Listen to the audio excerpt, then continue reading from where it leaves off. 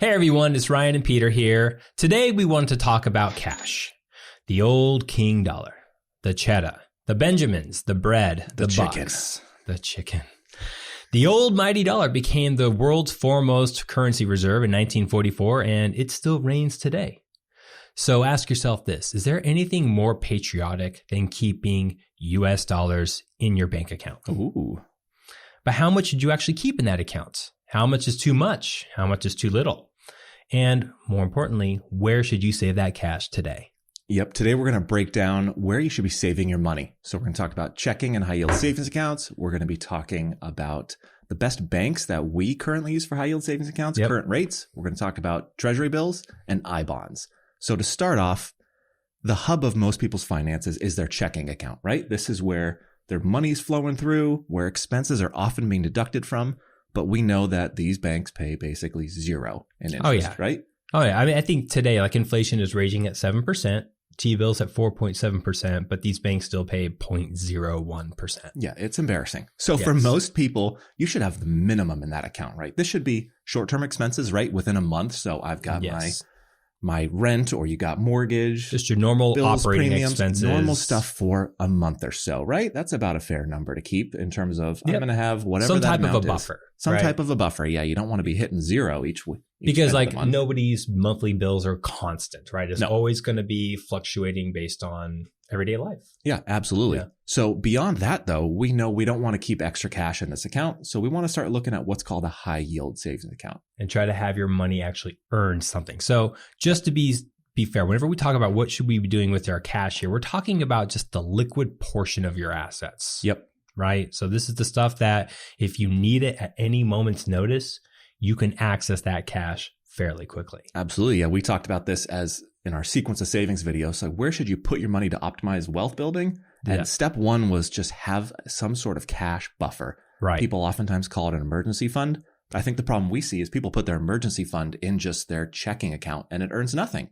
Yeah. And usually a good rule of thumb for this emergency fund is have 3 to 6 months of expenses, right? If you're a one income family, you probably want to have 6 months on the higher end. And if you're 2 income, you want to have 3 months is okay. Yeah. But again, that's just a rough principle to start with, right? Everybody's different. And I mean, you can definitely afford to be a little bit longer on that too. Even if you're like a business owner and your income or profitability is very volatile, or if you're an entrepreneur starting a brand new business and there's just a lot of unknowns. So maybe you want to be a little bit extended beyond that 6 months, maybe 9 months or 12 months. But I think the vast majority of people, or maybe 90% of individuals, can live and be comfortable with 3 to 6 months worth of their living expenses. Yeah. And again, this is just, they call it an emergency fund, right? It's aptly named. It's in case something unknown happens, right? If I have a health event and I'm going to hit my out-of-pocket max and my full deductibles right away. Yep. If I have a car issue, if you have a home issue, you lose a job, right? You want to pipe bursts and all of a sudden you flood out your kitchen. Yeah. You have no clue what's going on. And there's so many studies that show financial anxiety and stress is the number one stressor for households across the world and in America. Oh, yeah. But interestingly, other studies try to look at what's a correlation to people that have less stress. And it's not actually always net worth or income. It's do they have a cash buffer is one correlation studies always see of people that have less stress around money. It's really interesting. We do see it with our clients too, right? I mean, they just sleep better and they feel better whenever they have that cash on hand. Absolutely. But even though they have their portfolio is going to be substantially larger that we manage, it just feels different. It just feels different whenever they have that cash on hand. I mean, my wife feels the same way. So I get it. When it's at a bank, it's good. So I think, again, principle, don't have it in that checking account. Move it to a more high yield savings account. And there's a few banks that we can use. What do you use for this type of account? Yeah. Use Ally? So we use Ally. So Ally is the old GMAC bank. So I don't know if you remember in 2008. GMAC bank. Yeah. So General Motors had a financing arm. Oh. And so they went bankrupt in 2008. Sweet. And so they cleaned up their balance sheet, went through the bankruptcy process, and then smartly rebranded and decided to go more of the consumer route. So now they're Ally. Or some people call it Ally. I think it's Ally. I think it's Ally. Pretty sure I've seen commercials as Ally. Yeah, we use American Express for our high yield savings account. Perfect. And what you'll see right now is you'll see almost 3% across the board. Yeah. So while your Wells Fargo or Chase Bank account pays you 0.01, you go to a high yield savings account, you're getting upwards of 3%, some even more. Yeah. So you got Allies at 3, Marcus is 3. I've seen Capital One at 3, American Express is 3. Synchrony's a little more at 3.25. Yeah. Wealthfront ekes that out at 3.3. But just take a look at these accounts, find one that makes sense for you, and you just want to make sure this is where that emergency fund is. At least earn 3%. At least get something out of this account. I mean, especially if you're not going to be needing this money day to day, but yet you need something set aside for emergency fund, at least try to eke out as much reasonable yield. I will say reasonable, because we've had situations where we'll see people go to some random regional bank and try to open up an account there for maybe 3.5%, maybe like 0.25% higher than like what these high yield banks will offer. And I know nothing about those banks. I doubt the client knows anything about those banks. So you don't know. I would say before you open up an account anywhere, don't always be a yield hog, I'll say. That's the nice way of saying it. Yield hog. A yield hog. Okay. Because you don't know what the risk is, right? Like there's always going to be some type of a correlation between like risk and return. So if it seems too good to be true, again, as you aptly pointed out last week, it probably is too good. Probably is, yeah. And most of these we mentioned, the ones that pay the most are online banks. So there's not some brick and mortar So they have low store. operating expenses. That's what it is. Like there's not a typical brick and mortar type place. Yep. You're not showing up speaking to a teller. You're not walking into a local credit union where you maybe know the people there. So it just has to be, as you said, that risk reward. What makes sense for my cash? I like the online because I want the most yield, because I view my emergency fund as I'm basically never touching this money unless there truly is an emergency. So I just want this thing to earn money while it sits there for hopefully eternity. And hopefully there's not an emergency that's needed. That's the goal. I'm not going to invest it. It's going to stay there. So what if you now have, right? So you've met this. A lot of people, it can be really tough depending on your income to get to this target of emergency fund. Let's say though, you get there though, and now you have extra cash, whether it be you want to hold more and you don't want to invest it, or you've got a short-term purchase. Where do we go now? So this is kind of where it deviates from the sequence of savings. So sequence of savings, you want to fund your emergency fund first. Then the next thing is, well, first you have to pay off your emergency fund. Then next is going to be your high yield debt. But let's assume that we have to make a distinction. So let's assume that all of these other issues are met within the sequence of savings. But the sequence of savings assumes that you are an actual investor. You can afford to invest your capital and you can afford to withstand a lot of volatility, but not everybody is an investor. There's a lot of people who are savers. They cannot withstand the volatility. They cannot sleep well at night if it is invested. So what we're going to be talking about here is assuming that you are an actual saver. Or, and conversely, if you have more of like a shorter to midterm type goal, like you want to buy a house. So you're keeping liquid assets somewhat stable, but you're looking for some type of yield because you want to buy a house within 2 years, 3 years, 4 years, something like that. But you want to earn something more than what the bank is. Exactly. Okay. So the next step is going to be Treasury bills. It's probably the most liquid security on earth, right? That's a fair statement. I think it's fair to say that. Yeah. So Treasury bills, these are U.S. short-term U.S. government bonds. Again, the U.S. Bond market is considered a risk-free asset. So if you want to get a little bit into the financial technicals, every asset in the world is going to be compared against a risk-free rate, which is determined by U.S. government bonds. And so Treasury bills are the short-term versions of U.S. government bonds. And they usually range from like 4 weeks out to about 1 year, right? Yeah. So that term maturity, if you ever heard that term maturity, that's basically I'm giving my money to the U.S. government. This is going to mature, i.e. they will give me my money back in less than a year. So really liquid. You're not locking up your money long-term. As you said, this is the most liquid investment and it's the risk-free rate. It's what everything is compared to, because if I can we'll talk about yields in a moment on the current Treasury bills. If I can get 4% on a U.S. government bond for 6 months, I better be expected to earn higher than that to take any sort of risk, because I'm already getting this from the so-called risk-free rate. Right. And that assumes that you hold it to maturity. And whenever we talk about liquidity, what we mean is that there's a lot of buyers and sellers for this security.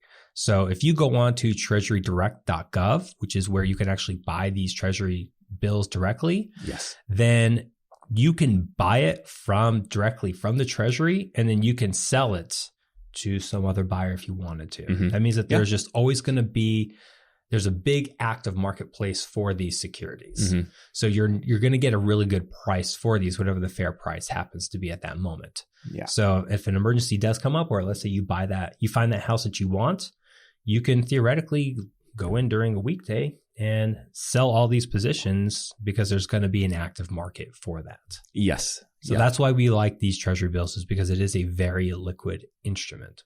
Yeah. So you can access these a couple ways. You can go onto Treasury Direct. So that's where you buy them directly from the U.S. government, or you can go through a brokerage. So if you've got a Schwab account, TD Fidelity, or you can also access them through ETFs in there, where an ETF will compile hundreds of these in one fund for you. Which is probably, I mean, we're not going to make any recommendations here, but that's probably the route that a lot of people should go. It's a pretty efficient way to do it. It's a pretty efficient way to do it, rather than going and buying one and trying to stack them together. But another video probably for another time we could dive into.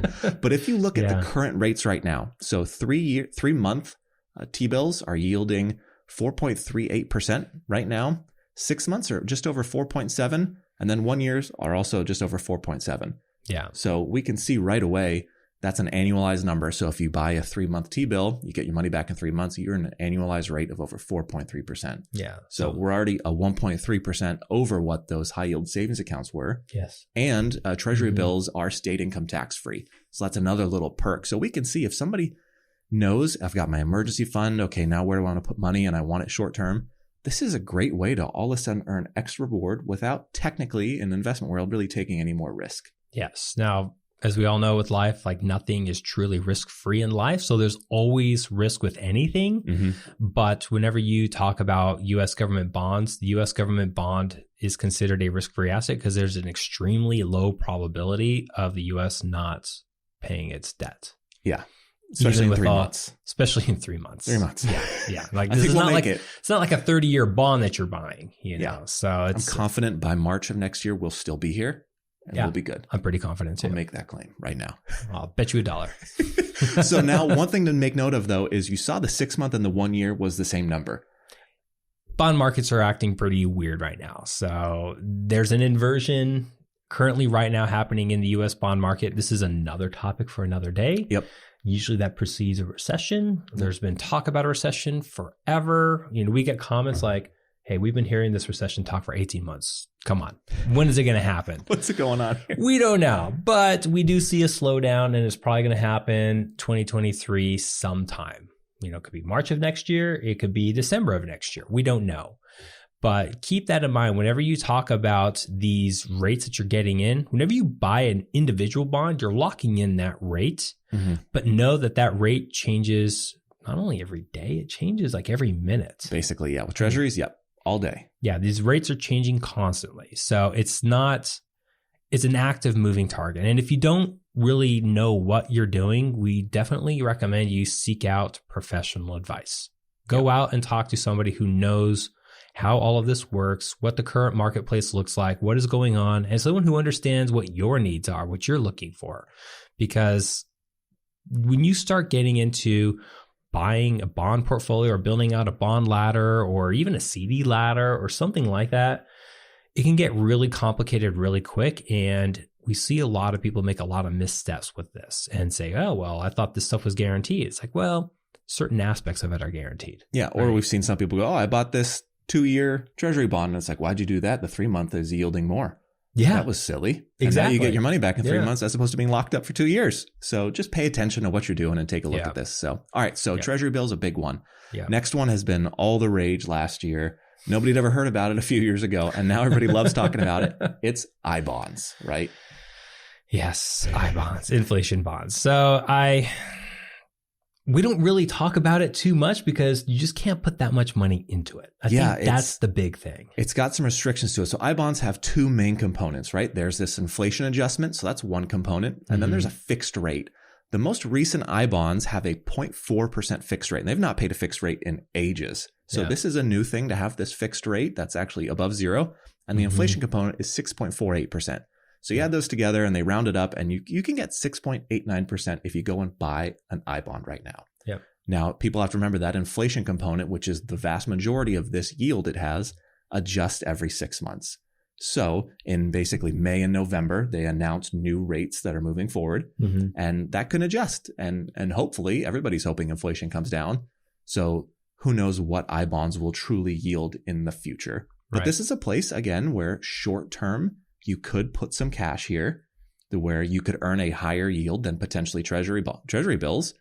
But there are a little bit more restrictions in terms of I bonds, and there's more rules. So Peter, how much money can you actually put into an I bond?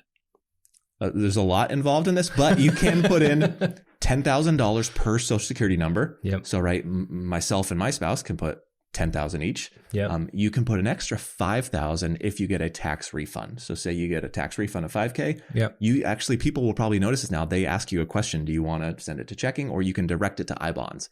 So technically you could get 15 in there. Yeah. This is per social security number. So as well, if you have like a trust, you could have a trust investment account. A lot of people have that can buy I bonds. A business can buy I bonds. Yeah. So that last one I didn't know about. There is some nuance really in there, so you can get more money in there. But again, there are some restrictions. So other rules to keep in mind is there's no redemption within a year. Yeah. So you're committed for at least a year. So that liquidity aspect, you're giving up some liquidity for these higher rates. Yes, 100%. Yeah. And then between 1 year and 5 years, if you redeem it, you lose the last 3 months of interest. So that could still be worth it for some people that say, hey, I'd prefer to earn almost 7%, and we'll see what those last 3 months look like in 2 years when I redeem it. But it's something to keep in mind of it's not as liquid as, say, treasury bills. So you have to figure out, is the extra return worth it because of these rules around it? So I want to ask you a very personal question, Peter. Have you bought I bonds yourself? I've not bought I bonds myself, no. And me neither. So why haven't you bought I bonds? For me, it's more or less, my goal with investments is to beat inflation long term. Yeah. So with me, we have an emergency fund. That's at Amex. That's where we keep cash. That is, we don't expect to use, but it's there if we need it. And then everything else, I invest. Yep. So I'm not looking to try to match inflation. So the recent I bonds will beat inflation by 0.4%, right? So maybe if inflation drops in 2 years, the inflation adjustment is 0 and you're earning 0.4% on this I bond, but that doesn't interest me as a long-term investor. And I want to beat inflation. And it's also a hassle. I mean, it's such a hassle to open up these accounts, and your money is locked up. And if you pull it out early, you're giving up some of that return. This is all like very true. A lot of work for a little bit of $10,000 per person is not little, but when you start talking about your entire net worth and long-term goals, it's not. Yep. I don't think the benefit is really there for the cost. Yeah, I've heard somebody use return on hassle with the account. Like, is it worth dealing with this? Right. Now, that could depend on, as you said, each person's net worth and their goals. I think I bonds make sense for that really short term. Like, I know I might buy a house in 2 years. Okay, great. But not before then. But not before then. And I know I'm not going to need this money because, hey, it's $10K or $20K if I've got a spouse. And I'm not going to need it within a year because I've already got my emergency fund and I've already got some T-bills set up. Yeah. Again, there can be something of you're eking out a little bit more return out of it, but it has to make sense for that person. But personally, don't own them. Me neither. Yeah. I don't intend to buy them. I'm perfectly fine not owning them. So I'm okay with that. So yeah, I mean, I guess what's the big takeaway here for cash, right? I mean, you want to have something liquid, something that's safe. You got to have cash in your checking account for your daily operating needs. We like to have maybe about the 1 month or so buffer in there, just for the normal volatility. Yep. Above and beyond that, you want to have an emergency fund of 3 to 6 months worth of your savings. Yep. Look at a high yield savings account. You should be getting around 3% on that account currently. Yep. You should be. Yep. And pretty hassle free, right? Like Ally, and I'm sure Amex is the same way. It's a no frills account where you can link it up to your primary banking account and you can move money back and forth. And it's, know that rate moves up and down with interest rates. So whenever we saw interest rates drop during the COVID era, I mean, that rate dropped as well. But now that inflation is higher and rates are finally starting to catch up, you're starting to see that interest rate tick back up. Yeah, American Express sent us an email announcing the new 3%. And it was like they were patting themselves on the back. Oh, Ally too. Hey, we're so good. We're giving you 3%. Don't you love us, Peter? Like, this is a joke. Yeah, I didn't get the same email whenever the rates were dropping. It's like balloons going off. Like, look how nice we are. American Express doing good for Americans. Like, it's ridiculous. Yeah. But after that, if you still have cash, either for personal reasons or short-term expense, Now you can look at getting more return, look at Treasury bills, and then you can look at I-bonds. Yeah. So that's that order we'd look at of what to do with your short-term cash. Yes. And I think the biggest one is make sure that it is safe and liquid. Yep, absolutely. Those are the big two things. So we appreciate your time. If you do have any questions, feel free to leave us a comment or send us an email. And if you do have any questions or if you would like any more links or resources, you can also go to our website, which is thewealthfix.com. So thanks, and we'll see you next time. See you.